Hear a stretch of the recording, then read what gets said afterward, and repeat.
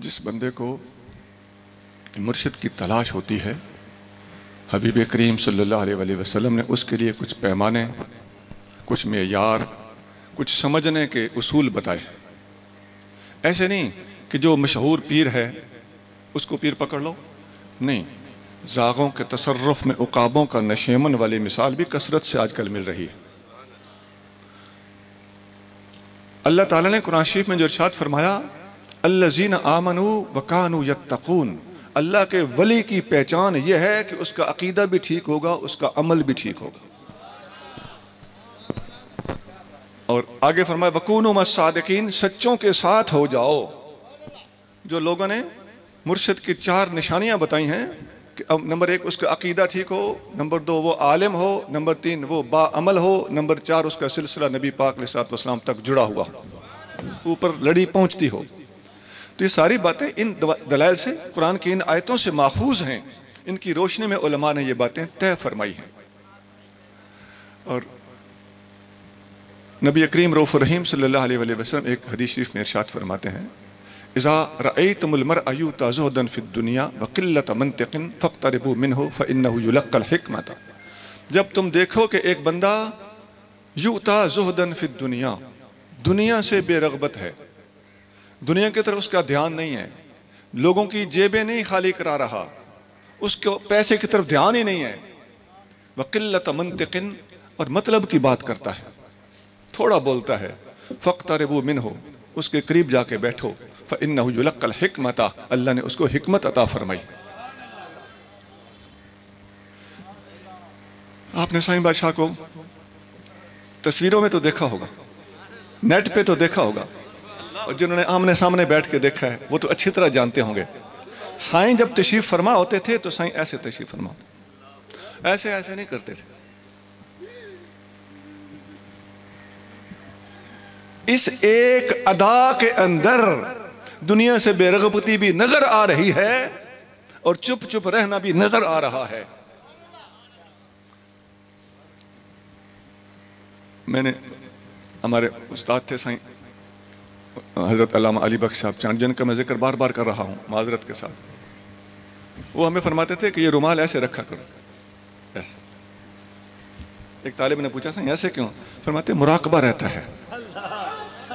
अच्छा, उस वक्त समझ नहीं आई थी, हम समझते थे कि मुराकबा इधर होता है ना, तो इधर ख्याल करने का कह रहे हैं। नहीं सुना, हमें बाल सफ़ेद हुए तो थोड़ा थोड़ा पुराने फ़कीरों के बैठ बैठे तो उन्होंने हमें यह समझाया कि इसका मतलब यह है कि इधर देखोगे तो किसी की बिल्डिंग नजर आएगी, दिल कहेगा ऐसी मेरी भी होनी चाहिए, इधर देखोगे तो कोई औरत नजर आएगी, नफ्स कहेगा अच्छी है। मुराकबा सिर्फ और सिर्फ कल्ब पर नहीं होता, दुनिया को छोड़ देना, अपने महबूब की तरफ ध्यान देना।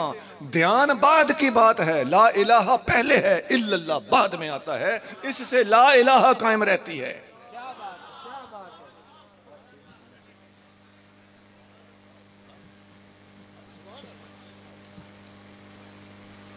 और हदीस में जो मैं हदीस अर्ज कर रहा था कि फरमाया, जो बंदा दुनिया से बेरग़बत हो और चुप चुप रहता हो, उसके करीब चले जाओ, उसके पास अल्लाह ने हिकमत के खजाने रखे हुए हैं।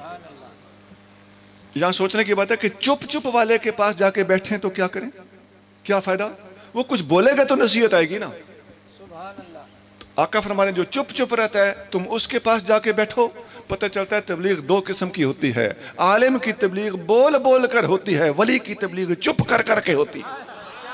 आलिम की तबलीग जुबान से होती है, वली की तबलीग निगाह से होती है।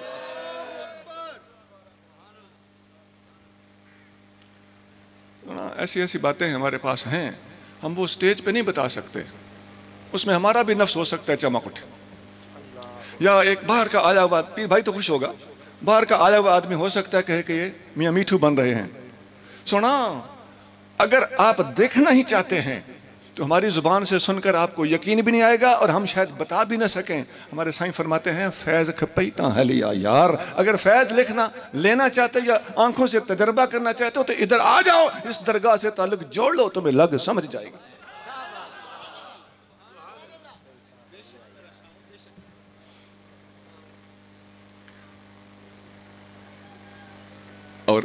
एक हदीस इसके बाद भी है।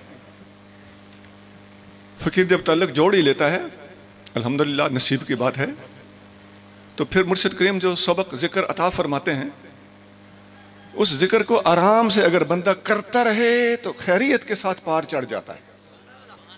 अब देखते हैं, कोई भी सिलसिला हो, मुरीदों को जिक्र दिया जाता है, कोई या करीमों का जिक्र देते हैं, है ऐसा सिलसिला बाकायदा, यही वो जिक्र है उनका। और कुल हुवल्लाह शरीफ और दुरूद शरीफ, ये एक जिक्र है, एक तरीका है। सारे सिलसिलों में अलग अलग जिक्र हैं। हमारे सिलसिले में सबसे पहला जिक्र ला इलाहा इल्लल्लाह का जिक्र है।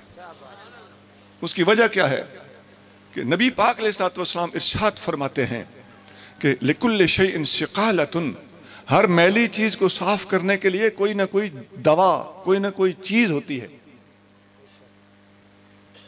वसिकालतुल क़ल्ब ज़िक्रुल्लाह, दिल को साफ करना हो तो उसका आला अल्लाह का जिक्र है। और जिक्र कौन सा? फरमाया अफदल जिक्र ला इलाहा इल्लल्लाह, सबसे अफजल जिक्र ला इलाहा इल्लल्लाह का जिक्र है। दोनों हदीसों को जोड़ो, दिल को खुरचने का आला अल्लाह का जिक्र। जिक्र कौन सा? फरमाया ला इलाहा इल्लल्लाह सबसे अफजल जिक्र। नतीजा क्या निकला? दरगाह शरीफ से जो हमें सबसे पहला जिक्र 4 तस्बीह का मिलता है, उसमें सबसे पहली तलवार ही ला इलाहा इल्लल्लाह की सिखाकर हमें इस राह पर चला दिया जाता है। मेरे उस्ताद थे जिनसे मैं किताबें पढ़ता था,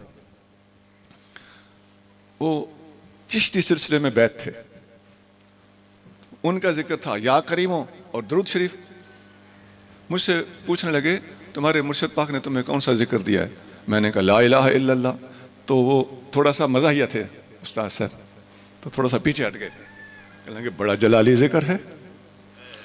मैंने कहा उस्ताद जी वाकई आपने सच फरमाया, दुनिया जानती है कि ला इलाहा इल्लल्लाह सबसे जलाली जिक्र है। खुदा की अजमत की कसम, दरगाह में शरीफ से ये जिक्र लेने वाला कभी जलाली नहीं होगा, हमेशा जलाली जमाली हो, हमेशा जमाली होगा। सोना सोच लें, पढ़े लिखे बैठे हो, ला इलाहा इल्लल्लाह पढ़ के जमाली हो ना, आग और पानी इकट्ठे हो गए। इक्का दुक्का जलाली हो सकते हैं, ये मुमकिन है, ये एक अलग वो उनका पैदाइशी मजाज होता है। मजाज कभी भी फकीर का आखिर दम तक जायल नहीं होता। मूसा करीम मूसा है, मोहम्मद करीम है ये अपना जलाल जमाल वो एक अलग मजाज होता है।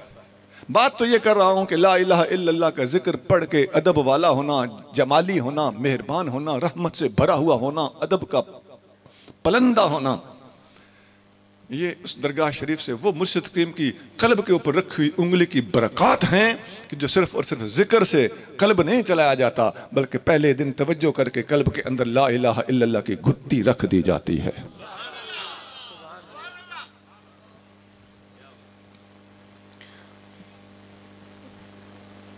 और हमारे पास पंजाब में दरगाह शरीफ से, सिंध से, मुख्तलिफ इलाकों से हमारे पीर भाई आते रहते हैं। ये चिनौर शरीफ में हमारे पीर भाइयों का आस्ताना पाक है।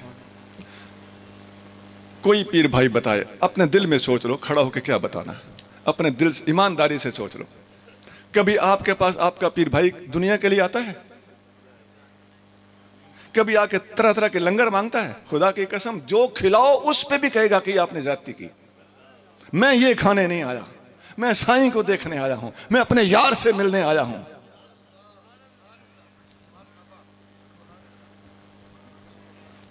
अल्लाह करे हमें ये तरबियतें सीखने की अल्लाह तौफीक अता फरमाए। मुर्शिद करीम की निगाह, मुर्शिद करीम का फैज बांटने का तरीका और अंदाज, और ये 4 तस्बीह जिक्र, ये आपको इस दुनिया में कहीं नहीं मिलेगा। सोना इस जिक्र जैसा दुनिया में कोई जिक्र है ही नहीं। ये फरमाने मुस्तफ़ा करीम है सल्लल्लाहु। हदीस शरीफ में आता है, मुस्नद अहमद में हदीस है, आका सल्लल्लाहु अलैहि वसल्लम ने एक मुबारक कमरे में तशरीफ फरमा होकर सहाबा इकराम से पूछा, कोई गैर तो नहीं बैठा हुआ? अब देखिए, जिक्र बताना है तो पूछा कि गैर तो नहीं बैठा हुआ। सोना इस पे गौर कीजिए, पता चलता है ये नेमत हर किसी को अता नहीं होती। आका ने, साहबा ने अर्ज किया, या रसूलल्लाह कोई गैर नहीं, अपने ही है। फरमाया तो फिर दरवाजा बंद कर दो। दरवाजा बंद करा दिया। आप देखते हैं आजकल भी जिक्र के वक्त लाइट ऑफ कर दी जाती है, अंधेरा कर दिया जाता है। इसकी बुनियाद ये हदीस है। आका ने 3 बार कहलवाया ला इलाहा इल्लल्लाह, ला इलाहा इल्लल्लाह, ला इलाहा इल्लल्लाह। हाँ जी, दरगाह शरीफ पे ऐसे जिक्र दिया जाता है कि नहीं? बिल्कुल इसी तरह जिक्र दिया जाता है। अब हर बार हदीस नहीं सुनाई जाती, लेकिन ये अमल का मैदान है। अमली मैदान में बिल्कुल वही काम होता है, कदम ब कदम उस तरह चला जाता है जिस तरह मुस्तफ़ा करीम का कदम कदम दुनिया से गुजरा है।